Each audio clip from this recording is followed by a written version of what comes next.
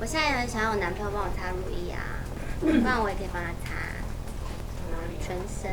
我最会按摩了。OK， 我们再次欢迎郭书瑶。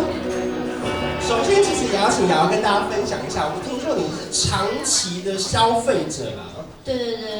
我们直接来示范给你们看好了。可以啊。就是很多女生不知道在家怎么擦，如果郭书瑶怎么擦，我们就跟她一样。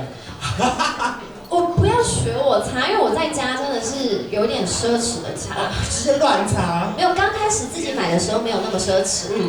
后来他送你之后，而且它太好用，我一个月会用完1罐半呢，因为我身体面积再大一点。我其实2个礼拜就可以差不多。我真的没有那个客气，真的毛起来擦，对不对？对，自己买的时候就很省。没有桃花，你不要问我。我昨天已经被问了，就说你有没有暧昧对象？我说不要再提。什么意思？就是没有啊。对啊。我现在也很想要我男朋友帮我擦乳液啊，不然我也可以帮他擦全身。我最会按摩了。开玩笑的啦，没有啦，认真工作，我要还债，我要还老板一个清白。是吧？对，我对不起玉珊姐，不是她害我没工作，是我自己不工作，我不乖。所以目前这样听起来，工作日已经下半年已经有在排了吗？就是所以如果还要还工作债的部分，有没有还工作债？就是现在有工作就要很感恩啊。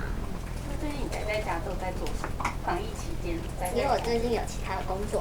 对，那你待在家的话，就有很多事，就看看了很多剧，看了很多书。对啊。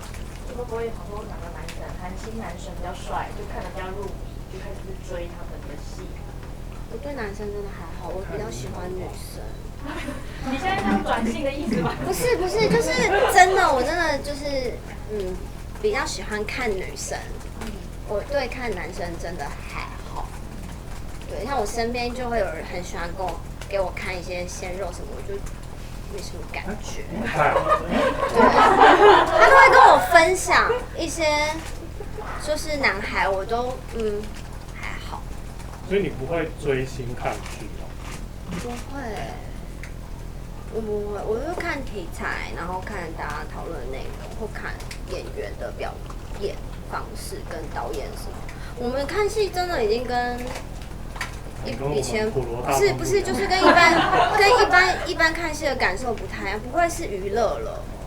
对，然后因为我老板玉珊姐前一阵子又训练我怎么看剧本，然后可能因为我在家太闲了，对，然后老板就会给我一些功课，所以我后来又变得角度又更不太一样。